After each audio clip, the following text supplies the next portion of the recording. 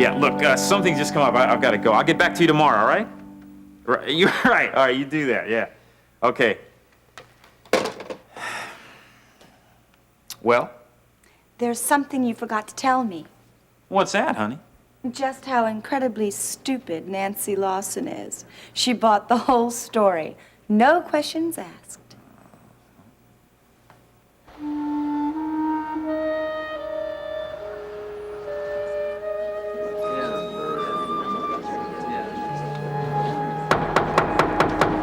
Mr. Carruthers, did you hear the question? No, I'm sorry.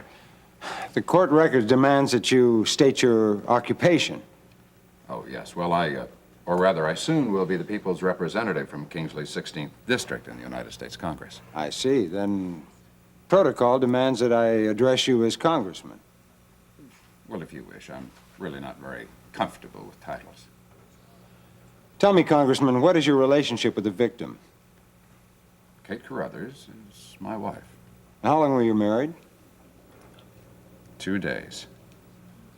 How long have you known her? Well, for over 20 years, and I think I loved her even then, although I never let her know my feelings. As long as she was married to the defendant, I never exhibited any improper behavior. I respected and accepted the choice that she had made.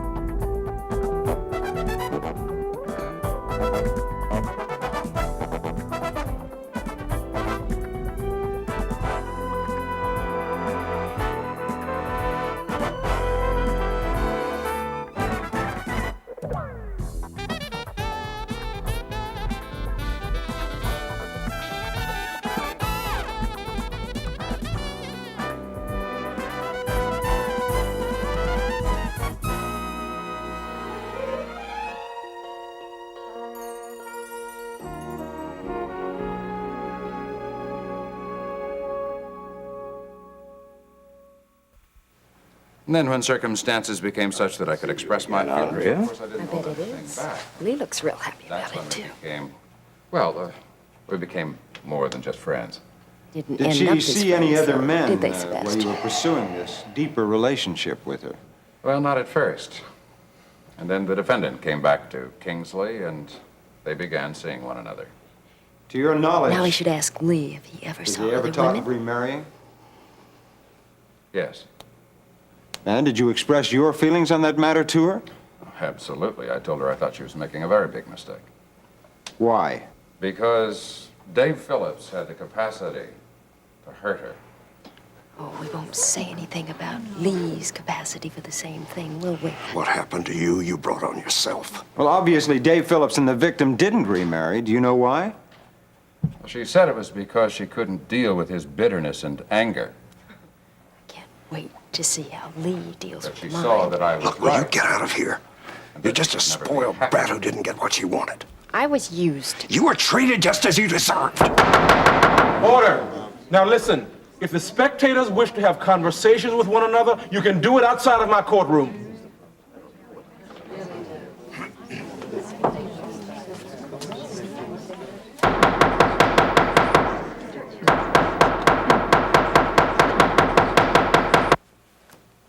Have a seat. And tell me exactly what happened. Well, not much, really. I followed the script we worked out. The long-suffering wife tells the other woman just what she thinks about her. Yeah. Oh, no, but you did say that you would not block the divorce, right? Yes. The only way I could have made it clear would have been to spray paint it on the wall for her. Ah, that's excellent. She's really very common, isn't she? That's about the kindest thing you could say about her, I think. Well, so, now what? Well, now I go back to her, of course, and just play into it. Well, now try not to enjoy it too much. Oh, come on. I'm sure you could tell that there's really not that much there to enjoy. Oh, you know, the other night she asked me why I always keep my eyes closed. Spare me the explanation. I take it you'll be home late tonight. Yeah. I'll try to break away, as soon as I can. I'm sure you have plans. Of course, of course. But I'll be back by 10. Yeah, well, you just have fun. I will. Oh, listen, did you check about the reservations for the cruise? Well, the travel agent called me and said she'd get back with me on Thursday. That's good, yeah. We will have enough money to pay for this, won't we? We'll have more than enough. See, the malpractice suit goes to court next week, and then we'll get a check within a month. Good. Just think. You and I together for 30 whole days. Yeah. I know that girl. There's something about her that's familiar. You're gonna know her a whole lot better when I get her up there on that witness stand. But you don't understand what I mean. No. I saw her at the... And if the defendant wishes to speak with his lawyer, he will do so more quietly. Continue with your line of questioning, Mr. Lockwood. Thank you, Your Honor. Tell me, Congressman, after the victim broke up with the defendant and decided to acknowledge your proposal of marriage, were you aware of any conflict between them? Yes, the defendant harassed Kate with phone calls and visits. He begged her not to marry me. She even called me up after one of those incidents, and she was very upset. Well, did she express any fears for her physical safety at the hands of the defendant? Indirectly. She had hoped that the defendant would be able to accept her rejection, but she was afraid that in his depression, he might start drinking again, and then if he'd...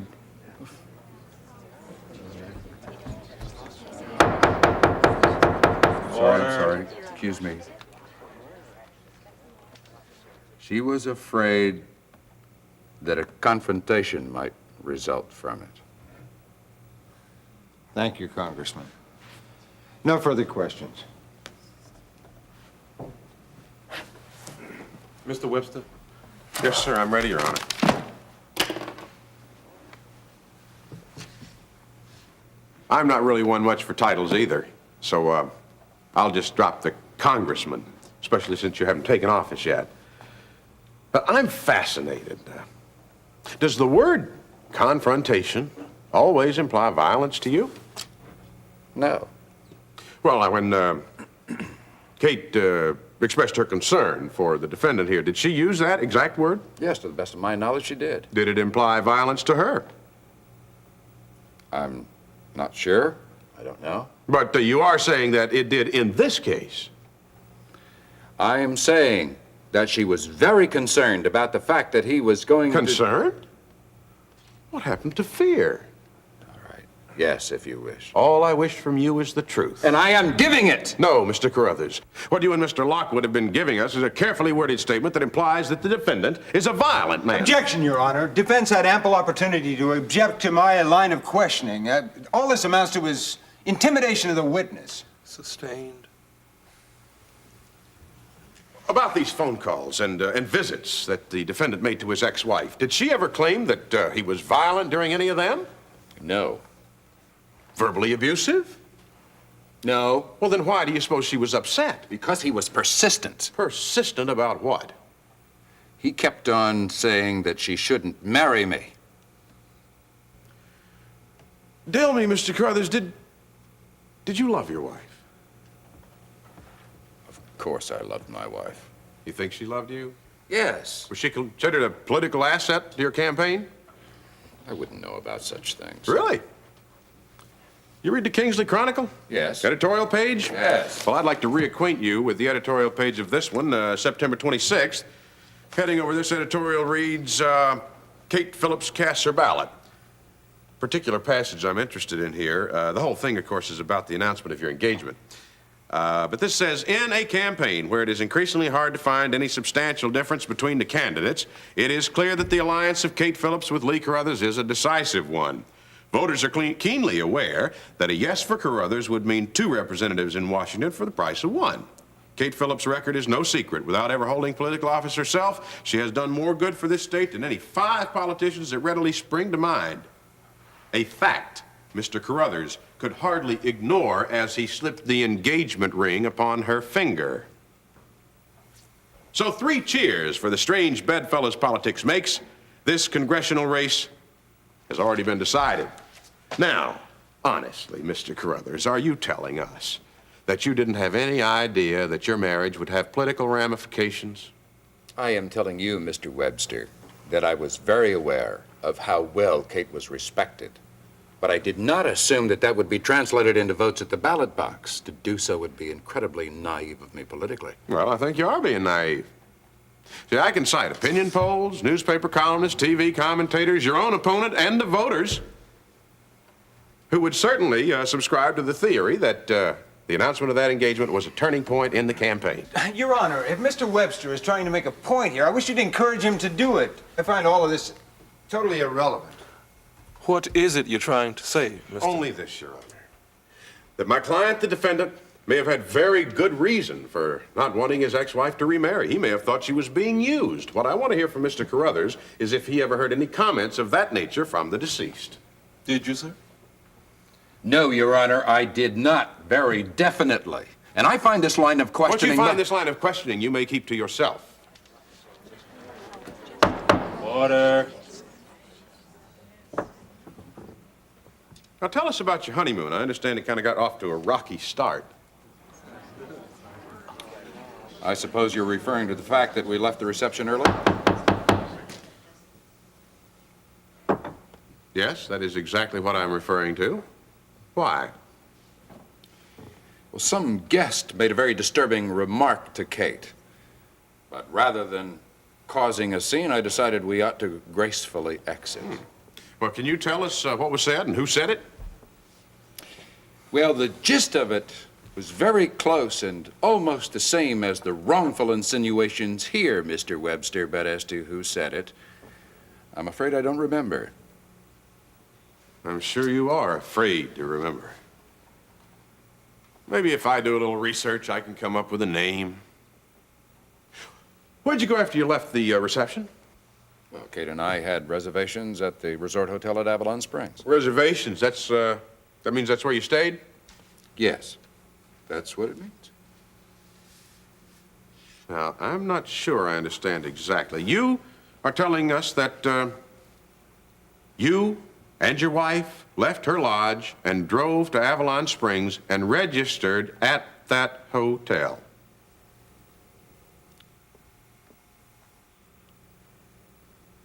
Yes.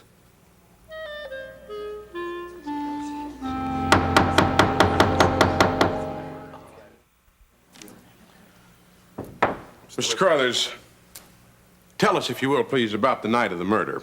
Why did your wife choose to stay at her daughter Amber's? I don't know. I've been asked that question several times, and the only reasonable explanation that I can come up with is that she just didn't want to be alone. I mean, it's not a very satisfactory answer, but it's the best I can offer.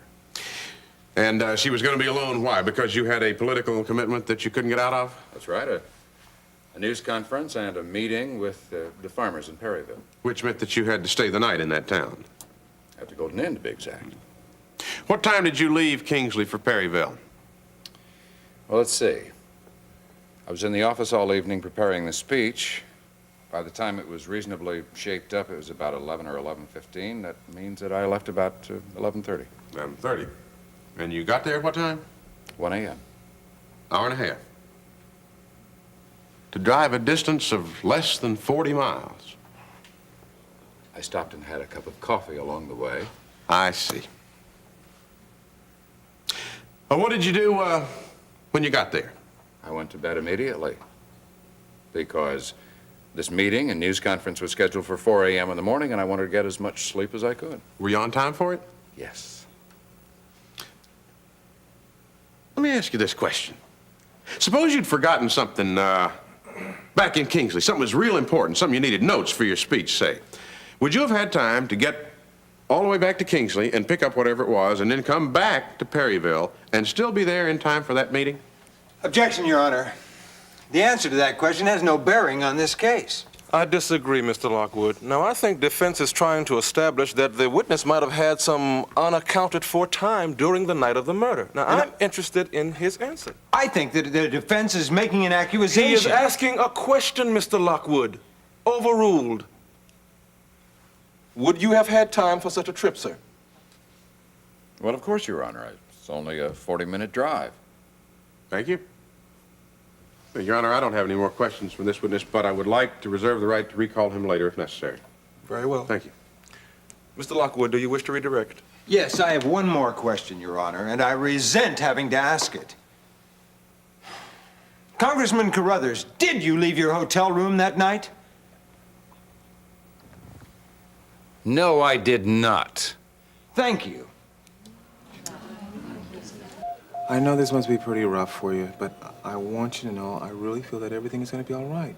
Alicia's going to be fine. I appreciate your optimism, but I still haven't stopped praying for her. Yeah. You know, I was just kind of wondering that, if maybe if we prayed together. Honey, you've never asked to pray with me in your entire life. I know. Well, I keep thinking about that Bible verse that Mom's always quoting. If two of you shall agree on anything. As touching anything that she shall ask, and it shall be done for them, of my Father which is in heaven. Yeah. Well, I can agree with you that God would heal Alicia from whatever's ailing her.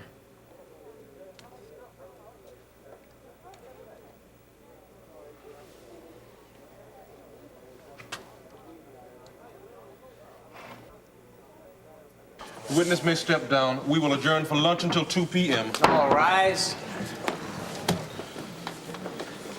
That woman back there is Andrea Summers. We got to get to her before Carruthers does. Just a minute, Andrea. Get your hands off me. What are you doing here? Can't figure it out, Lee. You're going quietly with us right now, or else. Or else what, Mr. Knight? No, excuse me, please. Excuse me, I want to introduce myself to you. My name's Harold Webster. I'm an attorney, and looks to me like you could use an attorney about now. May I offer you my services? Yes, Mr. Webster. Thank you. Gentlemen, please excuse us. Well, that's it. It's not it. We've come this far. We're not going to be stopped now by some little tramp. I think we are just witnessing the beginning of the end here. I've just perjured myself, Sebastian. He knows that Kate and I were never at Avalon Springs, and now with Andrea here, he knows why. Look, there are ways around all of this. Oh, no. Yes. Now, you've played the fool long enough for one day. You're going to listen to me. Let's get out of here. At Leon's diner, the night Kate was murdered. Yes. I'm not surprised you don't remember. You were really He had an out of it. allergic reaction to some medication he'd taken. Yes, that whole night's a blank. No, not anymore. Not now, it isn't. Now, Miss Summers, there really isn't any delicate way to bring up this subject, but our information suggests that you and Carruthers We're having an affair. Yes, it is true. And I can prove that almost everything he said up there on the witness stand today is a lie. Oh, Dave. We can do good news for you. Just say it, Alex. We're prepared for the worst. Well, she's past the critical point. She's going to be all right. Thank you, Jesus. Her respiration's back to normal, as are her other vital signs. Oh, thank you. Thank you so very much. Oh, I think your original thanks are much more appropriate, though. Oh, but can we see her? Yes, we'd love to see her. Well, that's another reason I came out. I think the best thing for Alicia right now would be to have her parents by her side. You know, it was really amazing. Just a little while ago, she gave this tremendous cough. Yeah. And then her breathing became more normal. Come on. If the two of you shall agree.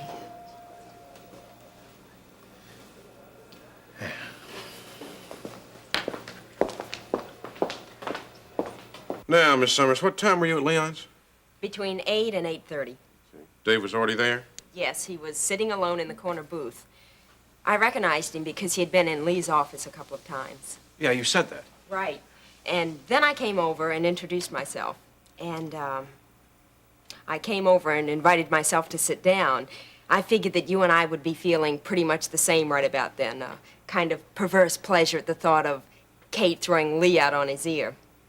But then I said something to that effect, and you didn't seem to know what I was talking about. Yes, and when I asked you to tell me more, you refused. Right. But that was just because I thought you were drunk. You kind of scared me. Why? Well, you lunged at me. Yeah, I remember. That's not going to sound too good. Oh, I have no intention of bringing it out. Well, Harold, that even raises a doubt in me. I mean, I lunged at Andrea. I practically knocked Kate's front door down, and then I don't remember anything until the next morning. I was violent that night. That drug obviously had an effect on me. Stop it. You didn't kill her. None of us knows that for sure. I mean, the DA's going to get Andrea up on that And stand, try and I'm to going to look... refute the testimony that I've gotten out of her. I don't intend to bring up any of this, so he won't be able to ask those questions. Dave, just relax. Relax.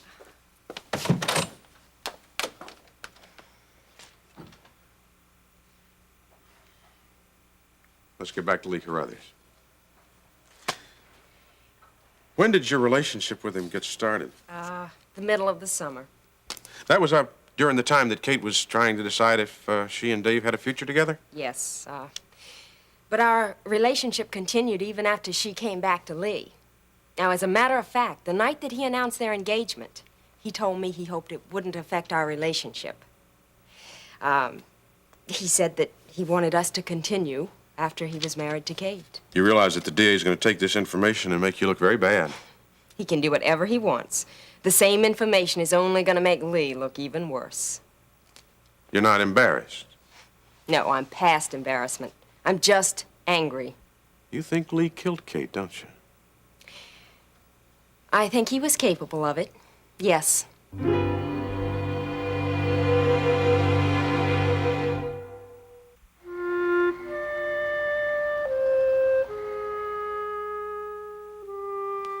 Harold, was it really necessary to hide Andrea out at a hotel like that? Yeah, we can't be too careful, Terry.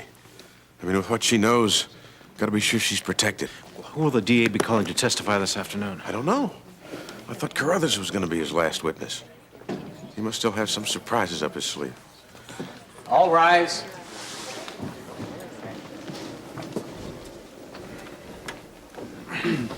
Court is now back in session. Mr. Lockwood, do you have any more witnesses? Yes, Your Honor.